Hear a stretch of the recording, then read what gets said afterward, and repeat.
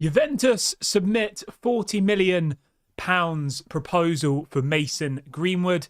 Michael Olise transfer blow. And how much is United's transfer budget for this upcoming window? These are some of the stories we will be discussing on this evening's show. But before we get into that, please smash a like on today's video. Let's try and see 200 likes on this evening's show. And if this is your first time watching, please do subscribe to the channel as well. I will be live throughout the whole of the transfer window. I usually do a video at 11 a.m, 6 p.m. UK time, and also I go live throughout the day. If anything breaks, I always go live, so make sure you get involved.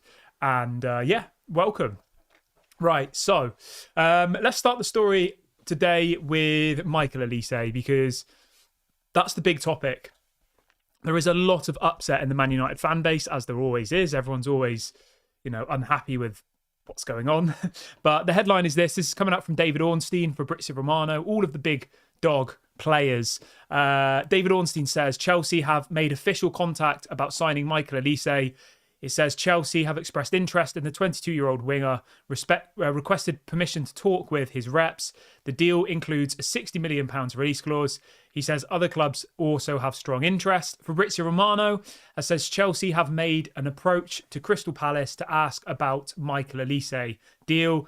It says he's among the top targets for Chelsea. Chelsea have asked permission to talk with the player's agent. I'll be honest with you. I don't really see how we're going to get Michael Olise.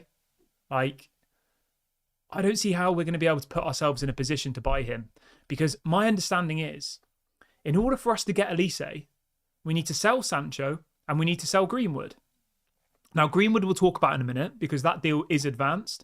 But Jadon Sancho, God knows what's happened with Sancho. Dortmund are saying they don't have any money. Other clubs are interested, but at the moment it's just interest. There is no one desperate to sign Jadon Sancho. Dortmund have just removed, their manager's just left as well, Dortmund's manager.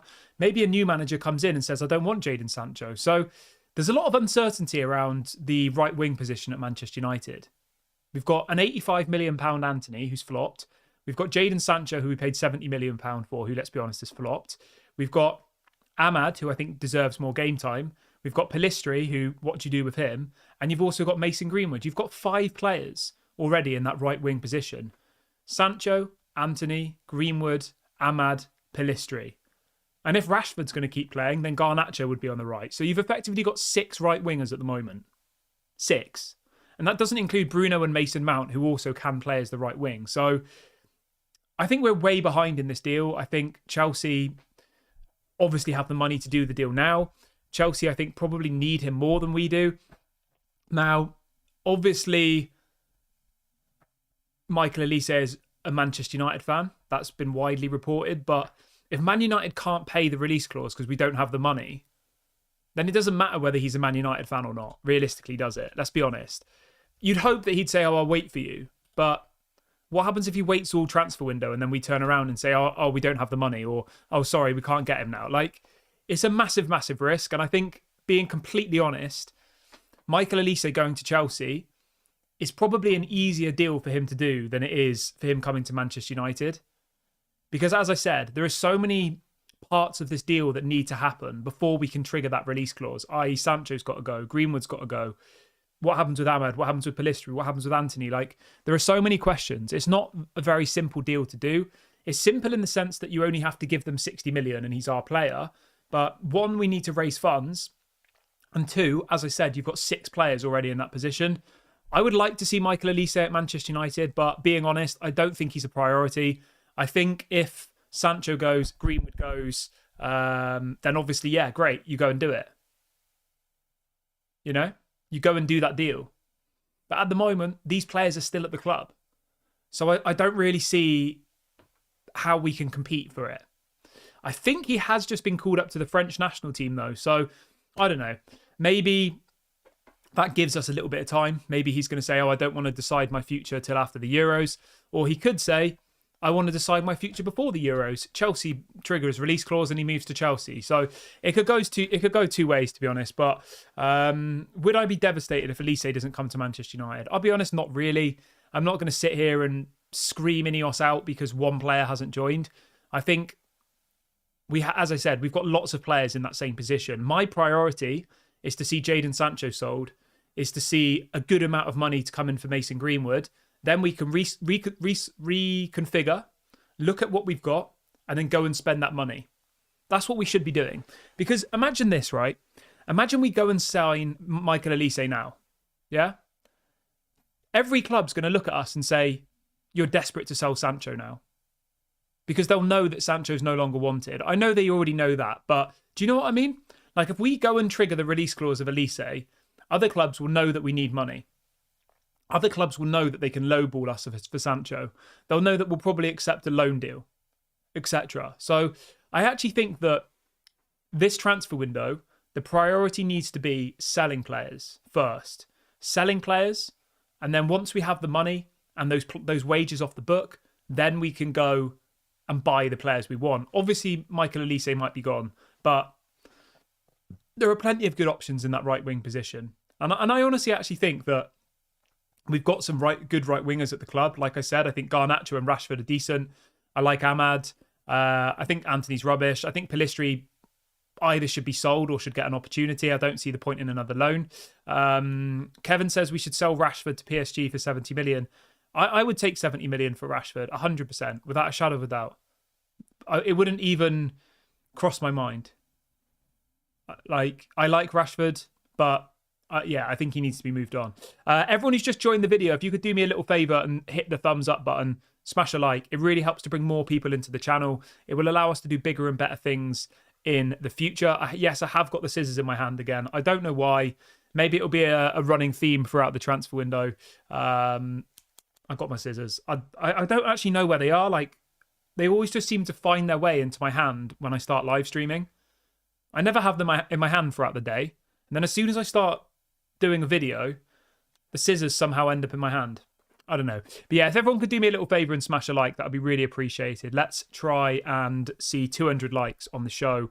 And make sure you subscribe to the channel as well. I've just dropped a link in the chat to do that. We're only a couple of subscribers away from 23,300. So yeah, please go and do that. Get involved here on Daily Red Devil. But I want you to let me know in the comment section, how upset would you be if we miss out on Michael Olise? Let me know. Me personally, I think he's a good player. I think he would improve our team, but I don't actually think he's a priority.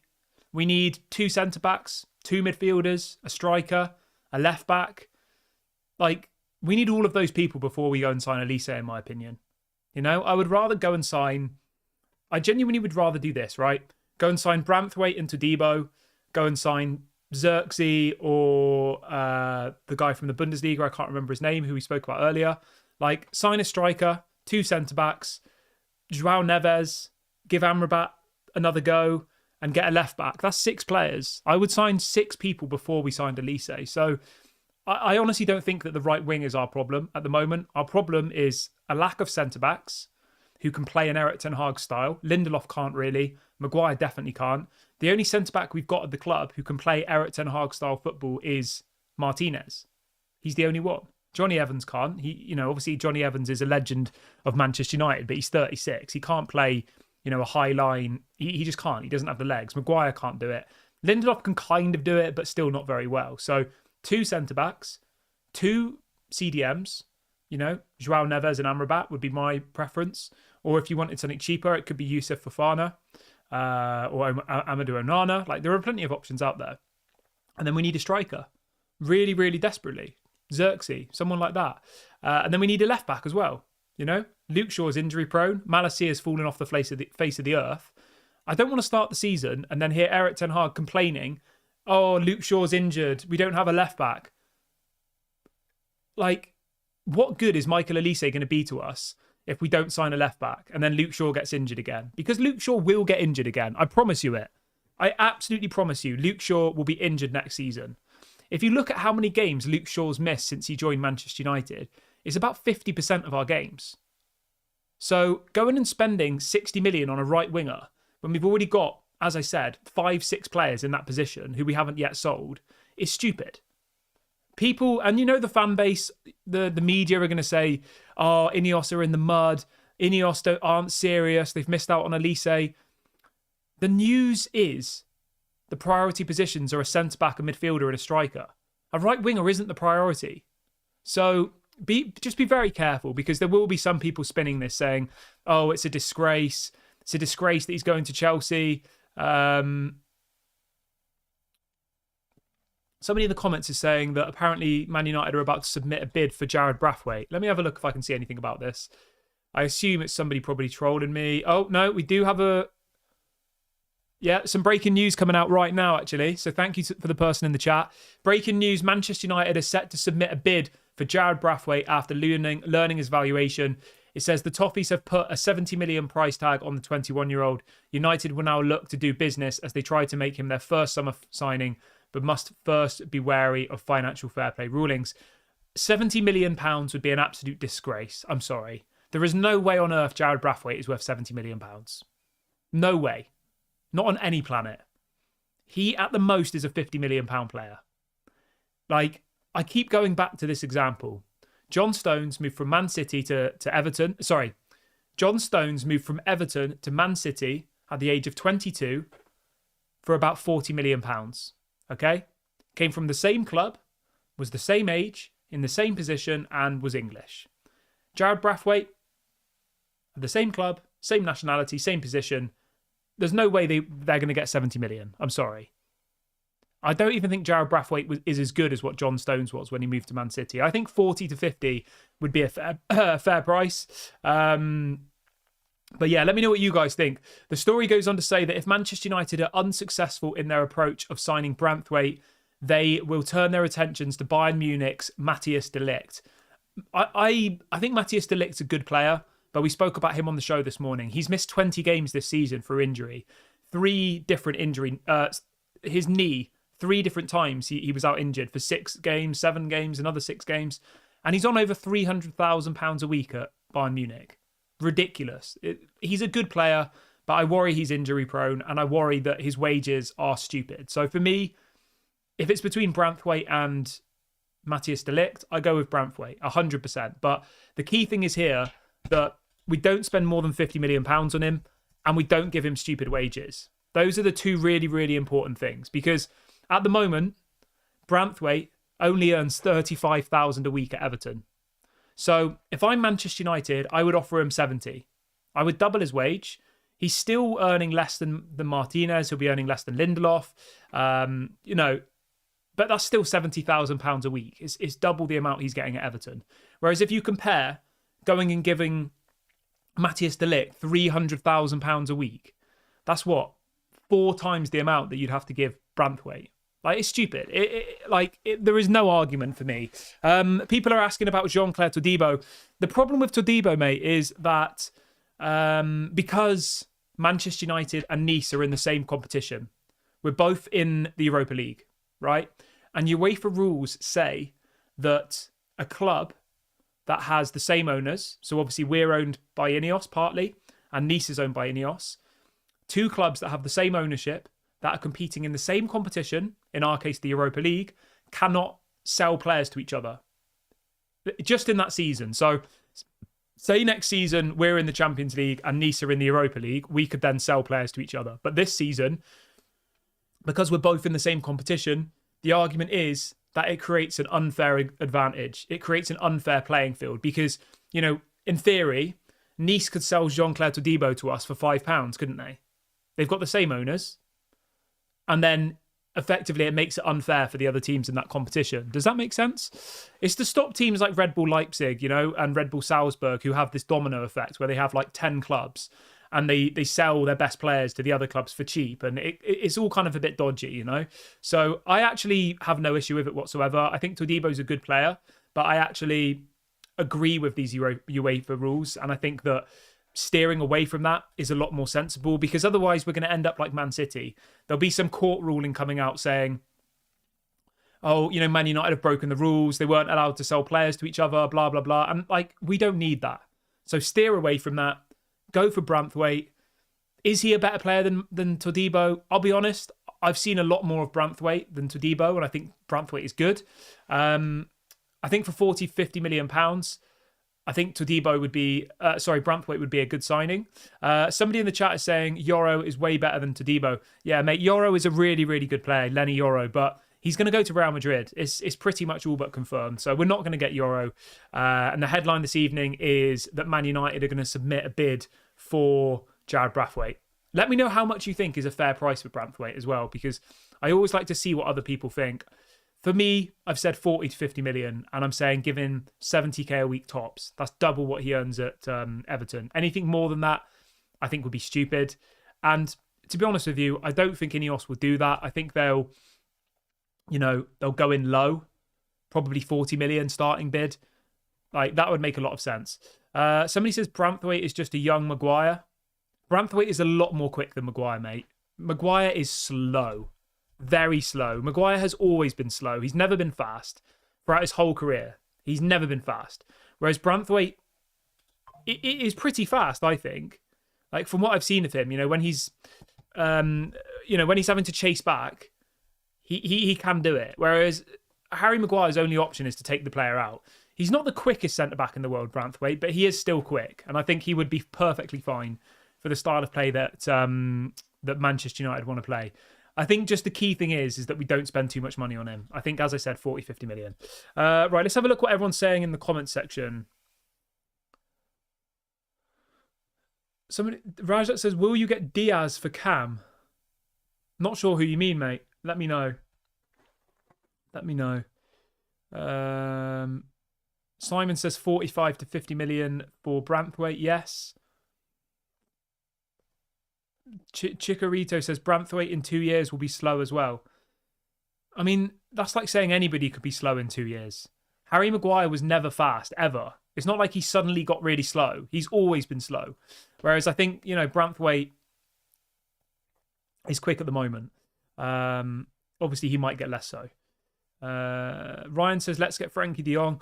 Mate, I like Frankie de Jong, but again, he's very injury prone. He's had a really, really bad injury this season. He's missing the Euros, and he's on he's on stupid money. He's on about 700k a week, Frankie de Jong. I mean, that's just ridiculous. Even for Man United, that's ridiculous. I think when Ronaldo came back to United, he was on about 500k a week. Like, absolutely stupid.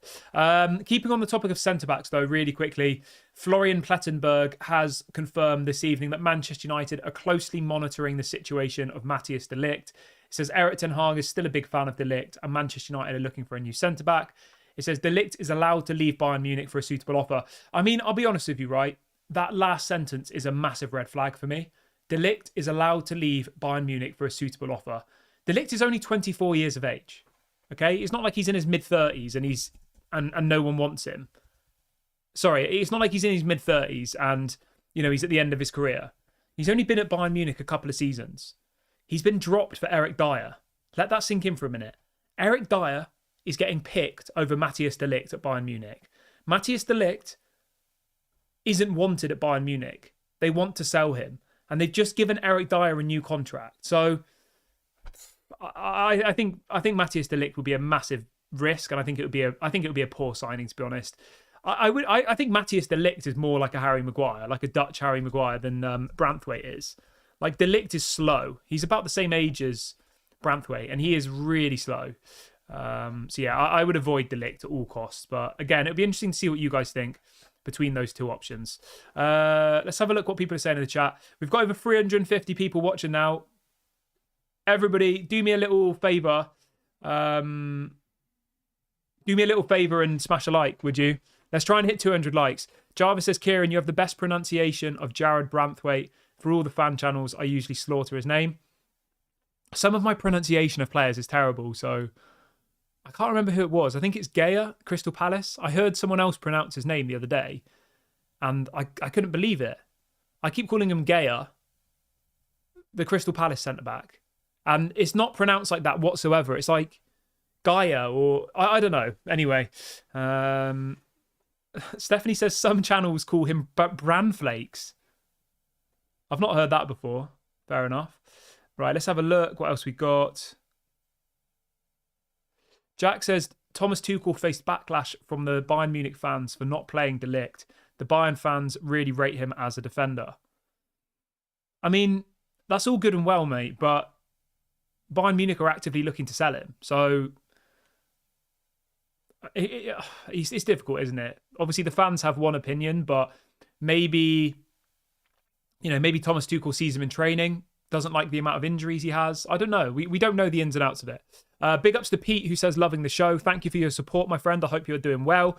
Okay, let's move on to Mason Greenwood, shall we? Because obviously this is the big story. So the breaking news this evening is that Juventus have made a proposal worth around £40 million, including add-ons, for Mason Greenwood.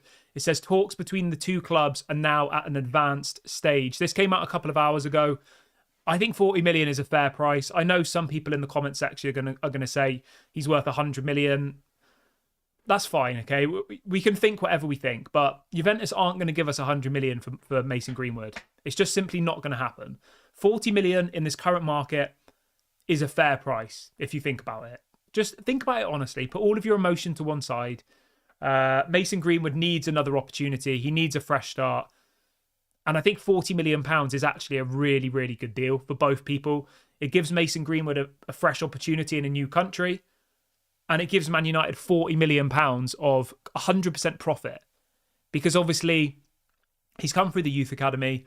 We've never paid a transfer fee for him. So that will be really, really helpful in our profit and sustainability for the next season. So for me, £40 million, yeah, I have absolutely zero issue with that whatsoever. I would take that. But let me know in the comment section, would you be happy with £40 million for Mason Greenwood? I think it's including add-ons.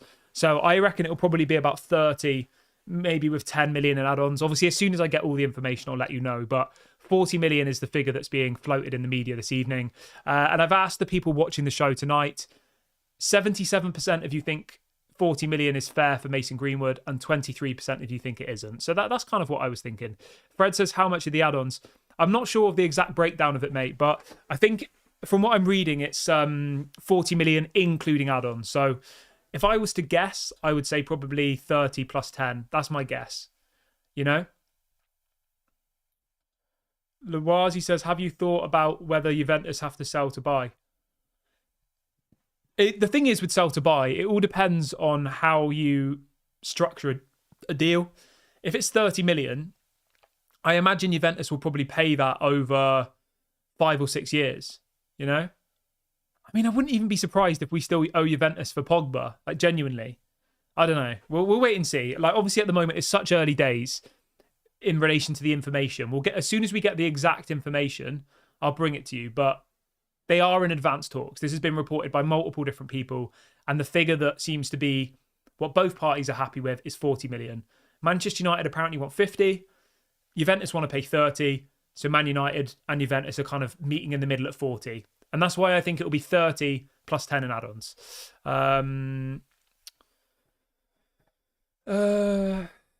Right, so we've talked about Matthias de Ligt. We've talked about Olise.